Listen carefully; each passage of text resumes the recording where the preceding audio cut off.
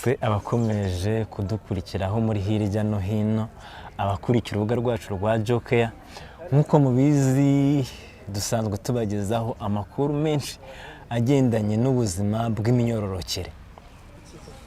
Uyu munsi twabazaniye umutumirwa mwiza cyane ugiye kudufasha gusobanukirwa neza n'akamaro ko kwigisha ubuzima bugendanye n'imibonano mpuzabitsina cyane cyane ku babana n'ubumuga. Uyu munsi dufite amahirwe, reka muhe ikaze Sandrine atuganirize. Uratangira wibwira abaduteze amatwi ubundi tubwire n'icyo utuzaniye muri Jokeya. Murakoze cyane. Amazina yanjye ni Sandrine Uwase, umunyeshuri wiga ubuganga muri Kaminuza y'u Rwanda. Tugiye kuganira ku nyigisho zijyanye n'ubuzima bw'imyororokere, twibanje cyane cyane ku bantu bafite cyangwa babana n'ubumuga. Sandrine, urakoze ku bw'amahirwe, uri umunyeshuri wiga ubuvuzi. Ikintu cya mbere tuzi twese muri sosiyete nyarwanda ni uko kuvuga ku bijyanye n'imyororokere cyane cyane imibonano mpuzabitsina bisa nkaho ari ikizira. Ni ukubera iki ari ingenzi ko tubiganiraho cyane cyane tukabyigisha ku bantu bafite babana n'ubumuga? Ni ingenzi ko ubuzima bw'imyororokere tubyigisha cyane cyane ku bantu babana cyangwa bafite ubumuga, kubera ko abenshi muri bo bafite kuba ayo makuru adakunze kubageraho byoroshye. Ntabwo bakunze kugira ababigisha, nubwo bakunze kugira abashobora kubafasha kugira ngo bamenye ayo makuru. Ni nayo mpamvu rero cy'ibanze bwa mbere dukwiriye yuko abantu babana n'ubumuga tubagira ibanze mu kubigisha. Ikindi, ku bantu babana n'ubumuga bagira ibibazo bigiye bitandukanye, cyane cyane yuko aribo basanga aribo bagiye bafite ibibazo byo gufatwa ku ngufu, byo kugira inda zitateguwe, byo kutamenya uko byagenze mu buzima bwabo bw'imyororokere. Ni nacyo kintu cy'ibanze dukwiye guhagurukira, tukabafasha, tukabigisha kandi tukabumvisha yuko bafite uruhare mu buzima bwabo, mu byo bakora mu buzima bwabo, no mu ngamba bakwiye gufata mu buzima bwabo ku bijyanye n'ubuzima bw'imyororokere. Nahoze ndeba ku bintu by'ibanze umuntu agomba kuba afite. Umuryango w'Abibumbye ushinzwe ubuzima washyizeho, haza ibiryo, haza aho tugomba kuba, haza ubuvuzi. Naje nsanga n'imibonano mpuzabitsina ari ikintu cy'ibanze umuntu agomba kubaho afite. Yego. Ni kubyemera? Nibyo. Nawe wemera ko ari ikintu cy'ibanze umuntu agomba kuba afite? Ni ikintu cy'ibanze nk'uko WHO yabivuze. Nk'uko umuntu akenera kurya niko akenera n'imibonano mpuzabitsina bisanzwe.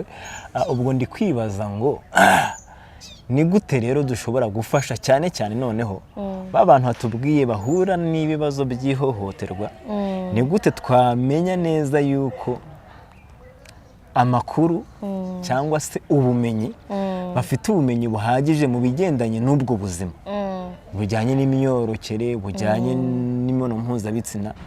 Kuko ni ingenzi cyane ko buri muntu wese abimenya, niba ari uburenganzira bw'ibanze, ariko cyane cyane kuri abo bantu babana n'ubumuga. Kuko nibyo, ni uburenganzira bw'ibanze abantu bakwiye kuba bafite bose, tutavanyemo ababana cyangwa bafite ubumuga. Ni nayo mpamvu muri ubwo buryo dukwiye no kubigisha, tukabigisha mu buryo budasanzwe, mu buryo bworoheje, mu buryo bashobora kubyiyumvamo. Twakoresha amavidewo, twakoresha amafoto, twakoresha ama-audio, mu buryo bwose dukwiye kumenya yuko amakuru azabageraho kandi akabageraho mu gihe cya nyacyo, mu gihe bayikeneye bakabona ayo makuru. Kandi ikindi ni uko dukwiye no kubigisha kubabitaho, kubabana nabo umunsi ku wundi, kubakora ku masantere de sante, abaganga mu mavuriro agiye atandukanye. Tukabigisha uko bakwiye gufata ku bantu, uko bakwiye gufata abantu babana cyangwa bafite ubumuga.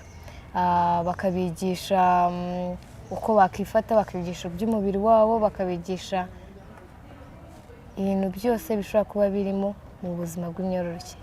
So bivuze ngo twagerageza gutanga ubumenyi ahantu hirya no hino ku bigendanye n'ubuzima bw'imyororokere kandi kuva ku mubyeyi kugeza ku batanga serivisi z'ubuzima hagatangwa n'ubwo buryo bw'ubushobozi niba hari inzira zabugenewe niba hari intebe yabugenewe ku bana n'ubumuga cyane cyane nk'amwe yo mujya gusuzuma muri ibyo bintu ndakeka buriya hakagombye guteganwa uburyo ki abantu babana n'ubumuga nabo bagira ahantu hizewe abantu basuzumirwa cyangwa se hihariye reka tuvuge gutyo dushobora kuba turi kuvuga ibi ariko reka twibaze cyangwa se nkubaze ese haba hari uburyo ki abantu bafata nabi ibigendanye n'ingingo turi kuganiraho cyangwa se haba hari inzitizi abana n'ubumuga bahura nazo ku bigendanye no kumenya aya makuru y'ubuzima bw'imyororokere n'imibonano mpuzabitsina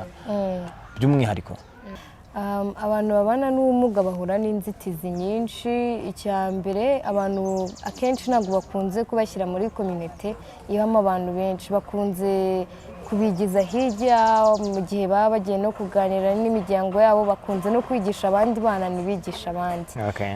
Abantu babana n'ubumuga ikindi bo ubwabo nabo ntibashoboye kugira uko batanga amakuru wenda ku kibazo runaka bashobora kuba bahuye nacyo, cyangwa no kuganira n'urundi rubyiruko cyangwa n'abandi bantu. Bakunze kuba bagira nk'ipfunwe cyangwa nimba ari ubwoba, nimba ari uko twabyita. Bahura n'ibigeragezo bigiye bitandukanye no kuba abantu benshi no mu miryango yabo bashobora kuba bumva cyangwa batekereza yuko nabo batagira ibyiyumviro nk'iby'abandi bantu ku bijyanye n'ubuzima bw'imyororokere. Ubundi se barabigira? Barabigira. Umuntu ubana n'ubumuga yagira ubushake bwo gukora imibonano mpuzabitsina nk'undi muntu? Ni ahantu hatandukanye nanjye, ni ahantu hatandukanye nawe, bose bagira ibyiyumviro, bagira ubushake, bagira amarangamutima yose bashobora kuba bagira ku buzima bwabo, bose barabigira. Bakunze kujyana ihohoterwa rimwe na rimwe kubera ko rimwe na rimwe badashoboye kwivugira.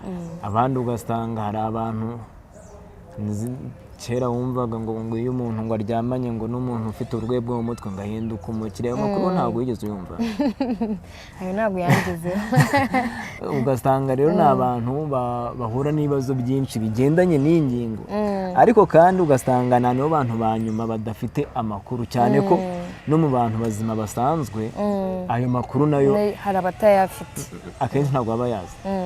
Ibyinshi usanga abantu batangira kubyigira mu ishuri.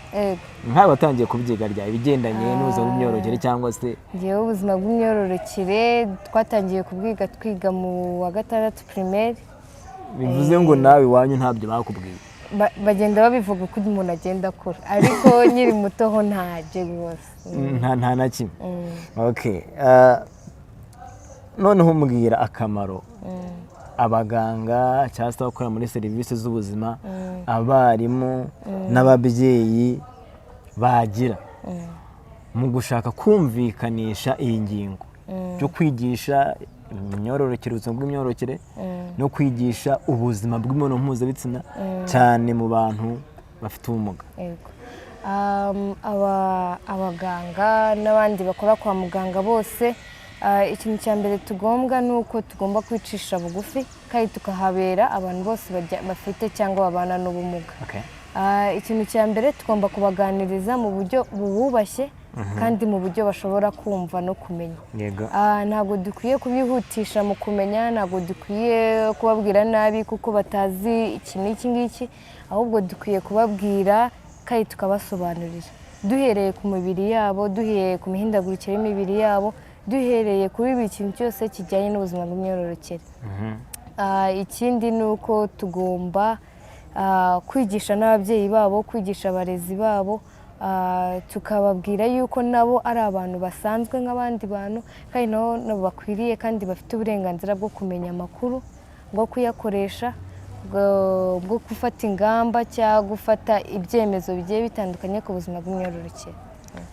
Urakoze cyane kuvuga ko tugomba kubigisha, bitumye nibaza ni ubuhe buryo twakoresha atubigisha. Rimwe na rimwe ujya kwa muganga usanga umuntu akubwira amaterima ugasanga ibintu akubwiye nta na kimwe utoyemo, ari kubwira ibya bintu bitumvikana baba baziranyeho, ibi mu cyongereza twita medical jargon. Twabyirinda dute noneho cyane cyane noneho mu bana b'umuga asanzwe abari ufite icyo abura ugiye kumurundaho n'ayo makuru yandi atazi, ko twabyirinda dute, bakoresha ubuhe buryo? Icya mbere reka duhere ku rurimi, dukoresha ururimi bashobora kumva. Bose siko bavuga icyongereza, bose siko bavuga ikinyarwanda.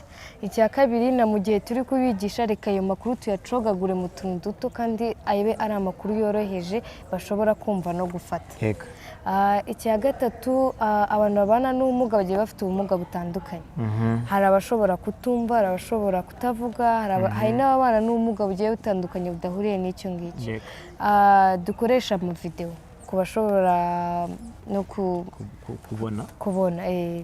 Dukoresha amavidewo, dukoresha ama audio ku bashobora no kutabona. Dukoreshe ibishushanyo, dukoreshe amafoto, dukoreshe n'ubu buryo dushobora kuba turi gukoresha bwagera kuri benshi kandi bagiye bafite ubumuga, n'abatabufite nabo bashobora kutwigiraho byinshi. Ikindi ku babyeyi nanone bamenye imyaka umuntu agezemo. Ibintu byose bijye bigendana n'imyaka. Uko wakwigisha umwana mutoya utarakura bitandukanye n'ukuntu wakwigisha umwana ugeze mu bwangavu w'umukobwa utangiye kujya mu mihango cyangwa se kumera amabere, cyangwa se umwana muto w'umuhungu w'ingimbi utangiye kujya yiroteraho cyangwa se agashuka. Ibyo ni ibintu abantu bagomba kumenya, akamenya uko abimenya. Ese ndamwigisha iki? Ejo bundi arashaka umugabo cyangwa ashaka umugore, akeneye kumenya ngo bizagenda gute. Arahura n'abamushuka cyangwa se aho namubwiza ukuri, akeneye kumenya ngo arafata icyemezo gite ku bigendanye no gufata icyemezo cyo gukora imibonano cyangwa se cyo kutayikora, akamenya imipaka agomba gushyiraho ku buzima bwe. Agomba no kumenya niyo yaba yahuye n'ihohoterwa, akamenya aho rega n'aho igihe avugiye, tukamenya kubabwira no gutanga amakuru igihe cyose, tukababwira kumenya aho kuvuga yego cyangwa oya, tukabigisha yuko bafite icyemezo cyose kijyanye n'ubuzima bwabo n'umubiri wabo. Ibi bitumye ngera ku kibazo nshaka kubaza nanone. Ese ni ayahe makuru twatanga? Nahe makuru twatanga? Nahe makuru umubyeyi yaha umwana we ufite ubumuga? Nahe makuru umwarimu yaha umunyeshuri we? Nahe makuru umuganga yaha umurwayi umugana? Bigendanye n'iyo ngingo.